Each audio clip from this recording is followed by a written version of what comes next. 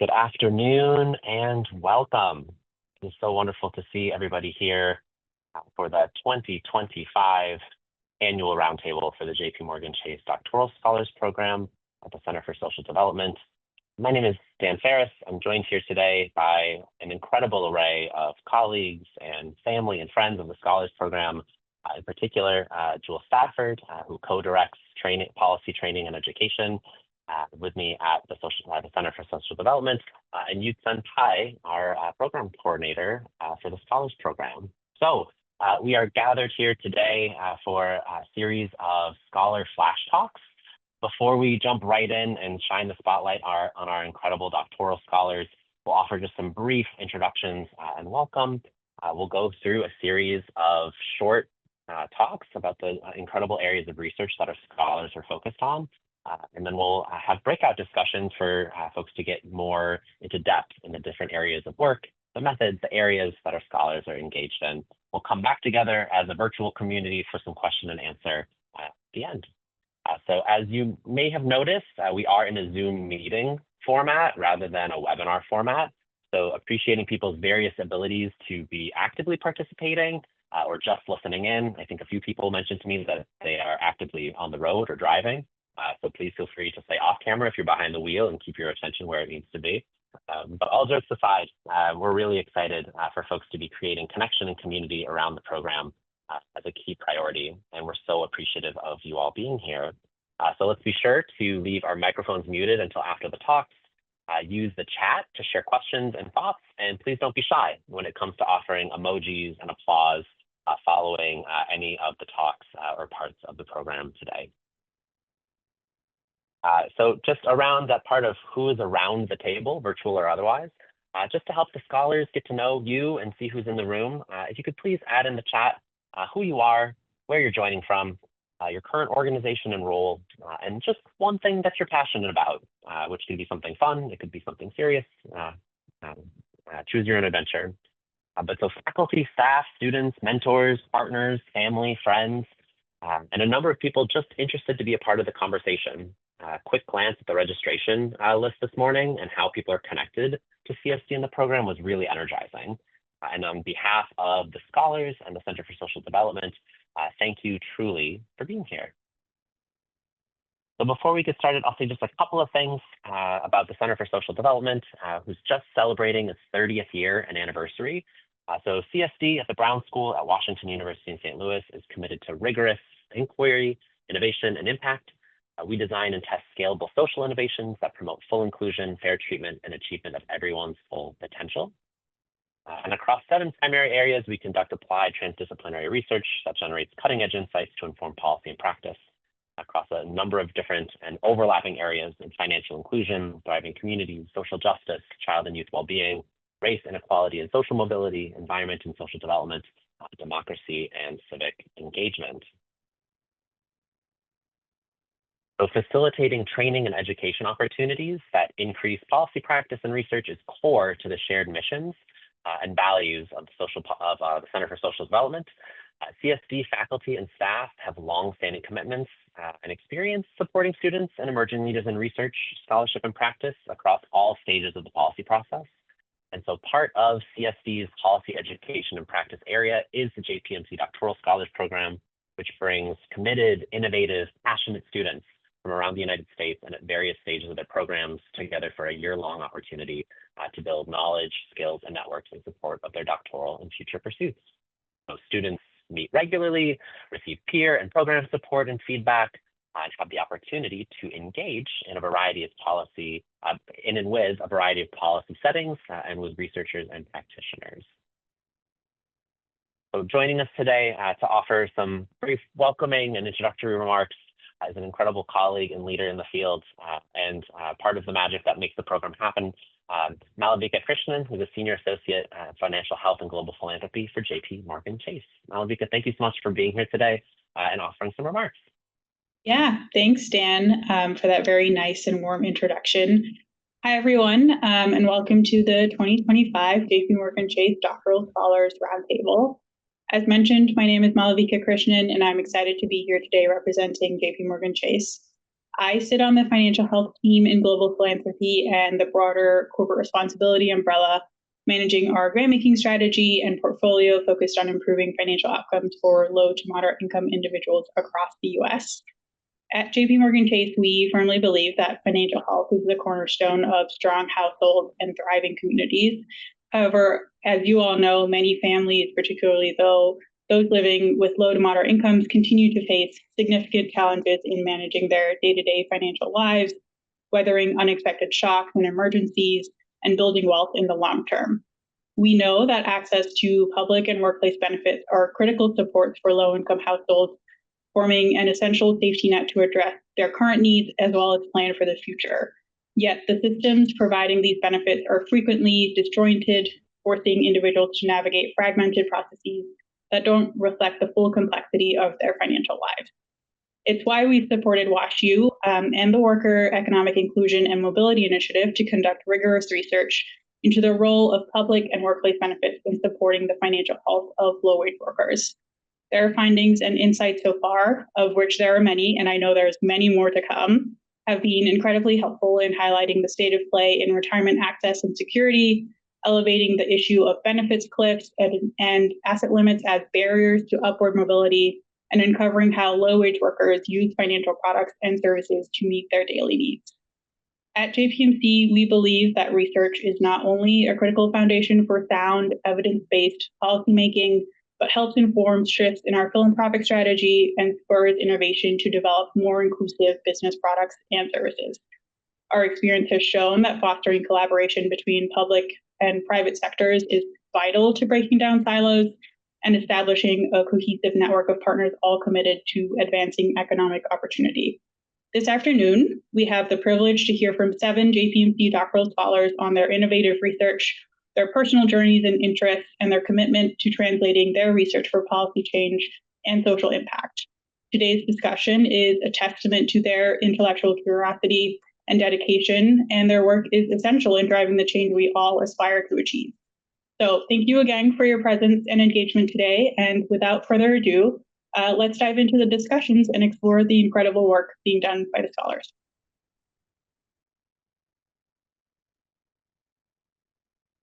Thank you so much, Malvika, for your words and for being here and for the incredible support of JPMorgan Chase for supporting the Doctoral Scholars Program. So it's our humble privilege to say officially welcome to the roundtable. So a unique opportunity. In addition to our current scholars, before we dive in, I would just like to acknowledge a few program alum in attendance also and share that the idea and impetus for doing kind of a more public-facing roundtable as part of their program experience that connects across students, home universities, and networks actually came from the previous cohort of scholars themselves. So thanks and gratitude for students continuing to engage in the scholars program and support. So, you know, there could be entire dissertations written around the work our scholars are highlighting today. And in fact, there will be. So we truly applaud and acknowledge both the opportunity and challenges that can accompany translating our areas of work into formats like elevator pitches or flash talks that, while brief, can effectively convey the depth and breadth of a given area. So with that, I'll turn things over to my amazing co-director and friend, Jewel Stafford, to kick us off. Amazing. Thank you so much, Dan. Thank you so much, Malika. I want to make sure that I lay the groundwork for why we're here. And so without further ado, I have the honor of first introducing Kanisha Smith, who is a doctoral student at Louisiana State University. Her research explores policy implications for unhoused populations and housing insecurity with a special emphasis on the social, emotional, and educational well-being of students in both K through 12 and post-secondary settings. She aims to examine the criminalization of homelessness from the perspective of law enforcement. So please join me in welcoming Kanisha. Hello, everyone. As a doctoral student at LSU, my research is centered on one four-letter word, and that word is home. H-O-M-E. A home creates a sense of security that is often underestimated, Homes allow us to build memories with our families. They provide us a place to rest, protect us from the elements, and ultimately safeguard our most prized possessions. And my research specifically is centered on the absence of homes. I would like to highlight two examples of why this work is critical. First, point in time counts, which essentially establish a census for individuals experiencing homelessness, both sheltered and unsheltered, reached its peak in the year of 2023 with over 650,000 people experiencing homelessness on a single night. Secondly, housing burden has increased as housing costs are rising and stagnant wages kind of keep families in a holding pattern, meaning over 2 million renter households face evictions almost every year. The McKinney-Vento Homeless Assistance Act, which is the first and continues to be the only federal response to homelessness, is what I utilize to assess implementation in both K through 12 settings while examining support for students that are housing insecure in post-secondary settings. But lastly, my newest venture, because my research interests are broad, essentially looks at law enforcement perspectives of the criminalization of homelessness. I found that officers essentially utilize a sense of discretion when working with vulnerable populations. So, my research will pretty much explore how officers interface with unhoused populations and what goes into those decisions that they make on a regular basis. I look forward to sharing my research and collaborating with law enforcement agencies to enhance both public safety and community well being in the way that considers individuals without a home. Thank you. Thank you so much, Kanisha. That was awesome. Super excited. And you're getting lots of claps and shares. So take in all the emojis and bitmojis and love that you're getting. And while you're taking that in, I also have the pleasure of introducing Babu Gounder, who is a doctoral student at the University of Illinois Urbana-Champaign. His research explores how the physical environment impacts different populations and the well-being of communities, utilizing spatial data science, policy analysis, and community-centered approaches to drive meaningful change and foster a sustainable future. Please give a big warm welcome to Babu. Thank you, Jewel, for that introduction. And hello, everyone. It's great to see so many people here today. Like Jewel mentioned, my research is really about how to help communities live in healthier environments, having access to clean air, greener spaces, and safe areas to live in, work, play, and so forth. If we turn on the news this summer, for better or for worse, we've probably seen a number of unfortunate events, from the flooding in the southern area, the wildfires out west, the heat across the country, tornadoes in the Midwest, and so on. And these are really affecting communities and populations all over their lives, their acute health, their long-term well-being. And for me as a researcher, I believe that our work collectively has ability and responsibility to address the disparities and inequities that we see in certain communities from these environmental disasters and exposures. I see part of the solution as bringing community voices and lived experiences up to the policy making, the decisions, and the data, and also bringing that policy, data, and decisions down into communities so they can use that to support their initiatives and their well-being. So far in my work, I've been looking at different innovative approaches to help facilitate this bridge between communities and policy, which has included mixing methods from social work, geography, public health, and other disciplines in the social sciences that allow me to apply tools like data science, GIS, community engaged research, and other participatory activities. So I'm really excited for all of us coming together today, and I look forward to hearing our different perspectives, ideas, and experiences, and look forward to our discussion and connecting more today. Thank you.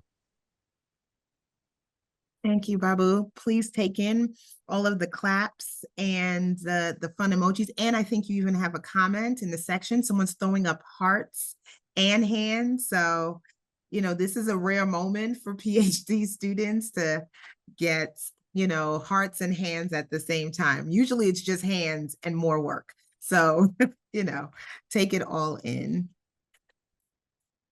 And as you're taking it in, I have the pleasure of introducing Jasmine Dunaville. Jasmine is a PhD student in social work at Norfolk State University. As an ally and advocate, her research focuses on impact of diversity, equity, and inclusion, also known as DEI policy, dismantling the impact on Black LGBTQIA+ individuals, examining systemic barriers created by these rollbacks and their effects on mental health, social service access, and community resilience. Please give me a warm welcome and join me in welcoming Jasmine. Good afternoon, everyone.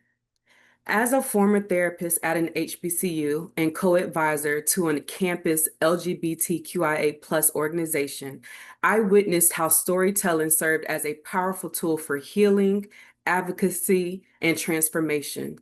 In spaces where students often felt unseen or silenced, sharing their lived experiences created pathways for identity development, community connection, and systematic change. In my support of DEI work, storytelling moved beyond the therapeutic. It became evidence. These narratives revealed patterns of resilience, isolation, and cultural pride that traditional data often misses. I use these stories to inform inclusive policy recommendations, strengthen campus programming, and challenge deficit-based frameworks in student mental health services. My research now focuses on integrating Afrocentric and narrative-based approaches into social work education, ensuring Black LGBTQIA+ voices are seen and heard. By honoring oral tradition and lived experience as legitimate knowledge, we take a decolonial approach to evidence-based practice, one that uplifts rather than erases. So join me in storytelling and research breakout room to continue this conversation. Thank you.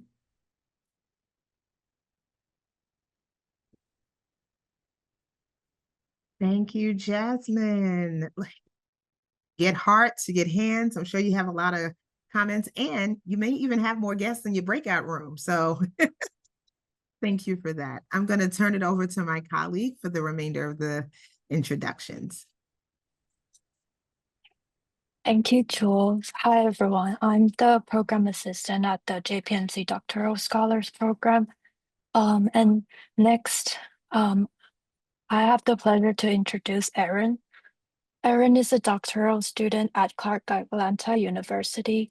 His research examines the institutionalization and implementation of community policing in U.S. law enforcement. He aims to identify the factors that hinder the institutionalization of community policing in order to produce and develop programmatic strategies that can improve the application of community policing. Please join me and welcome Erin.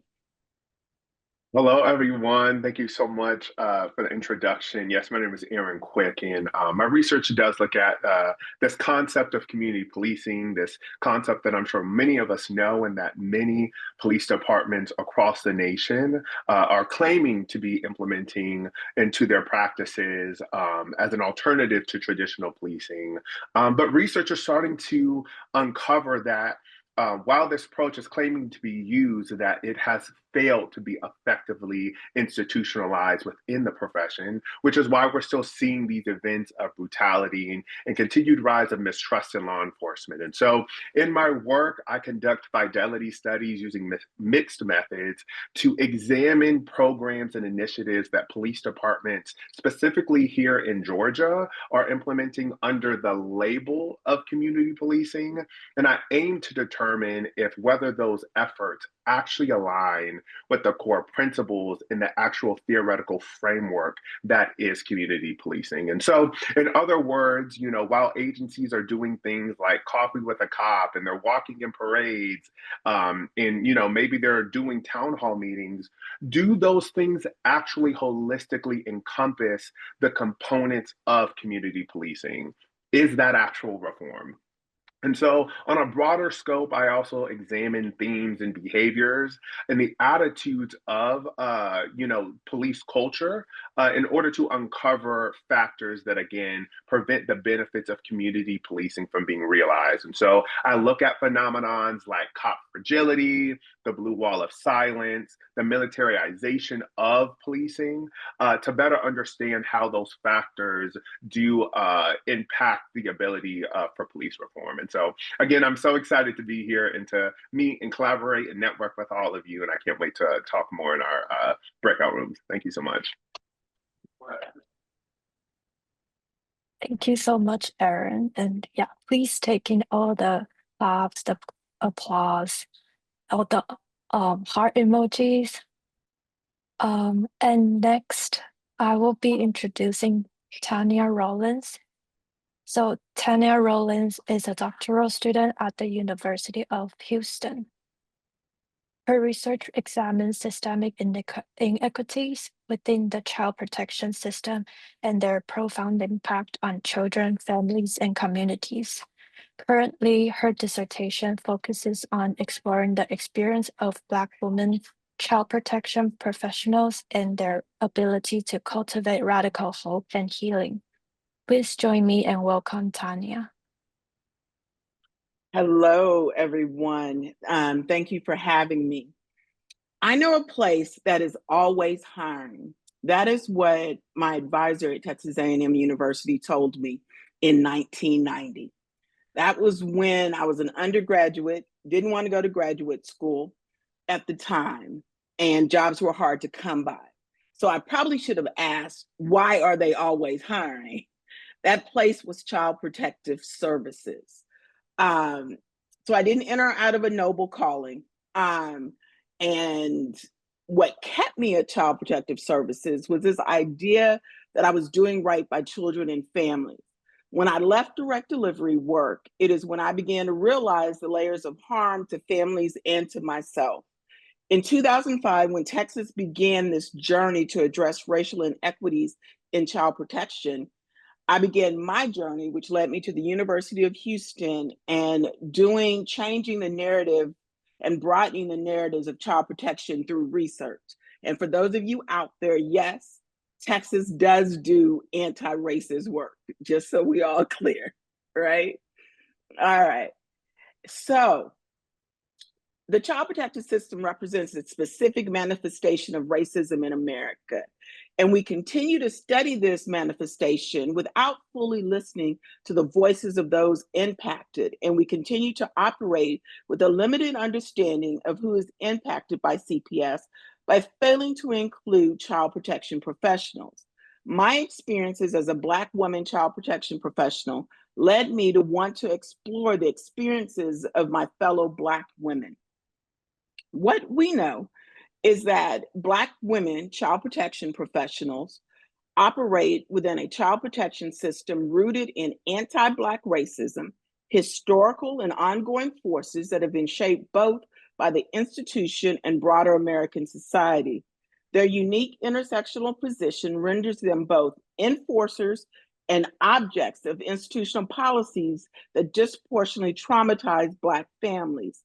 Yet the perspectives and experiences of BWCPPs remain largely excluded from academic and policy discussions. So my dissertation and my current focus is using a Black feminist thought and radical healing framework to explore the experiences of Black women who either were employed in child protection or are currently employed, with asking three questions. How do Black women employed in a child protection agency describe their experiences working within the agency? How do Black women employed within a child protection agency experience racism? And how do Black women employed in a child protection agency use agency to cultivate radical hope and healing while existing in an anti-Black system situated in an anti-Black state? And I'll be using phenomenology because it emphasizes the lived experiences of human interaction. And it's driven by the fascination of a phenomenon and that interplay and reflection and description and meaning. And so with that, my ultimate goals through my research is to shed light on the experiences of Black women child protection professionals, but also to normalize the centering of voices of those working within systems of oppression and their contributions to systemic change, with an overarching goal of curtailing the oversurveillance of communities of color that feeds families into a clogged, punitive pipeline by working to create ecosystems that support families rather than punish them. Because we must dismantle a system that is designed to traumatize. So for further discussion, join us in our storytelling breakout room after our flash talks. Thank you.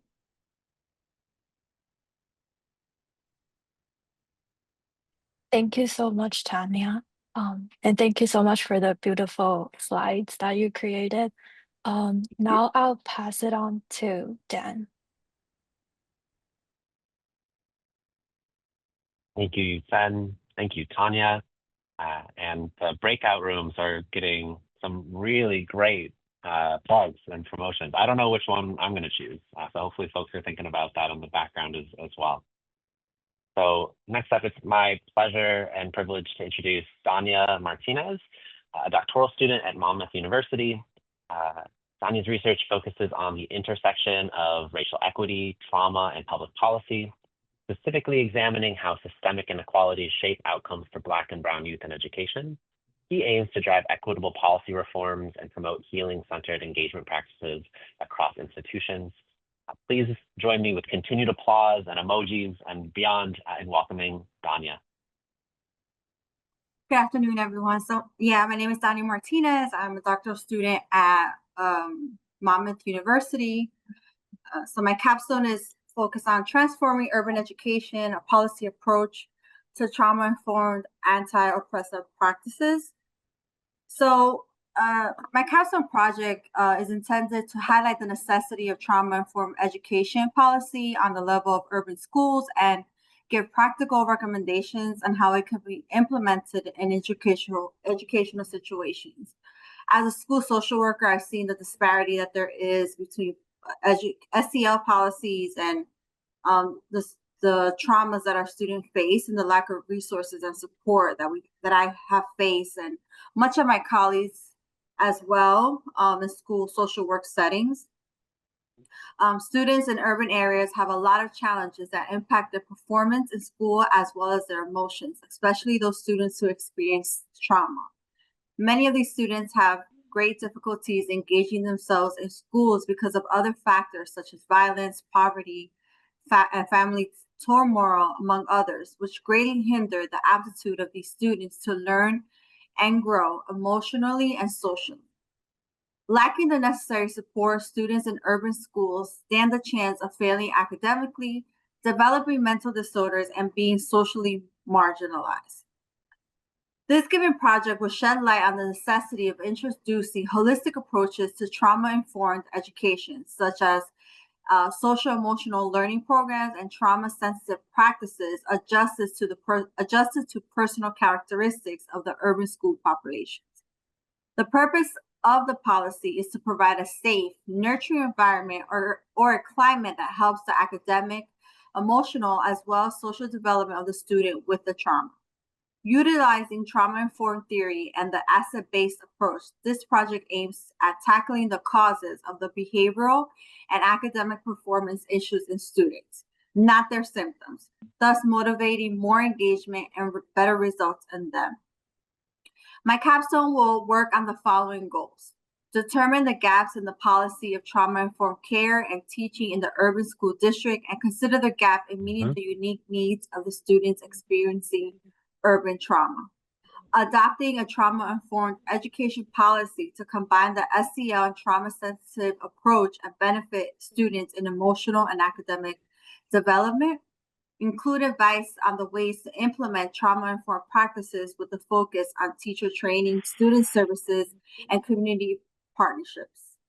And lastly, make a change at a systemic level to secure the human rights and respect of all students, especially those in marginalized urban societies. By developing this trauma-informed education policy, This project will empower urban schools to build a sustainable environment that is safe and also inclusive to allow every child to excel.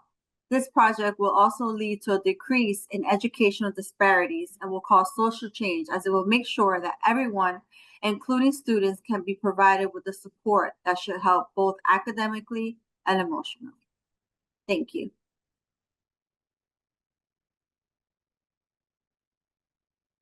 An amazing talk. Thank you so much for sharing your work, your experience, your expertise, and your passion. Today was a roundtable. The chat and the emojis continue to flow in, overlapping with our 7th and final presentation.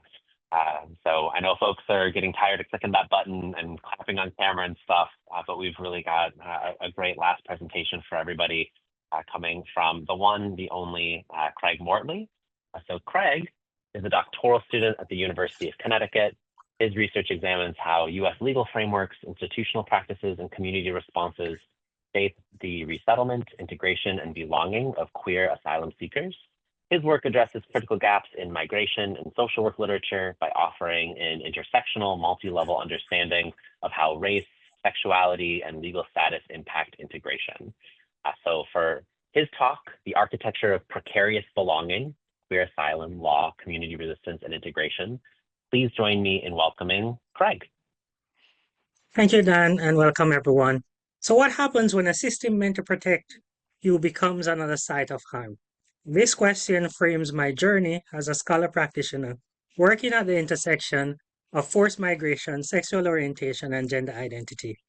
My dissertation examines how legal frameworks, institutional adoption, and community solidarity shapes the integration of queer asylum seekers, specifically looking on how U.S. asylum laws systematically exclude queer and trans individuals through legal and institutional frameworks that erases their lived experiences under the banner of humanitarianism, and how hostile policy environments actively produce marginalization for queer claimants who fled violence only to encounter new forms of marginalization and violence within our current systems meant to protect them.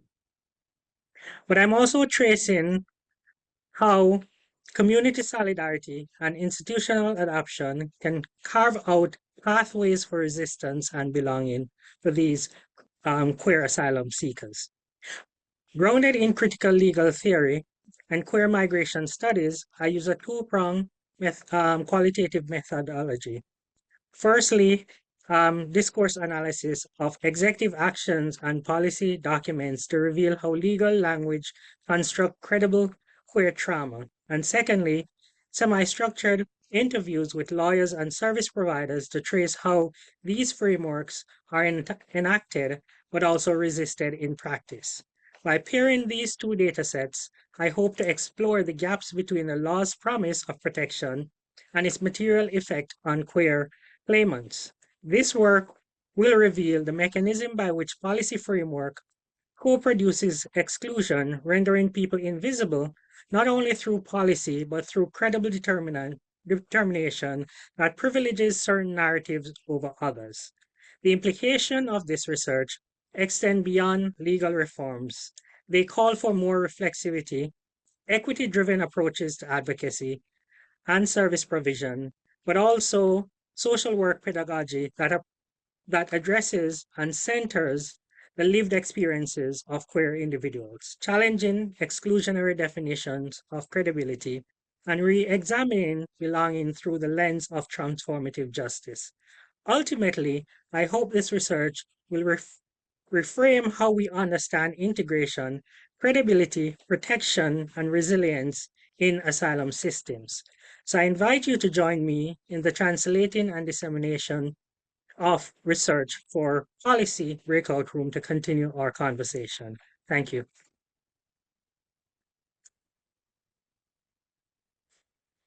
Thank you, Craig, so much. And for all 7 of the doctoral scholars, if you can please join me in one more round of emojis and virtual applause and actual applause. What an incredible breadth and depth of expertise and passion. And I'm just so humbled and energized at the same time to be sharing the space me getting to consider myself one of your colleagues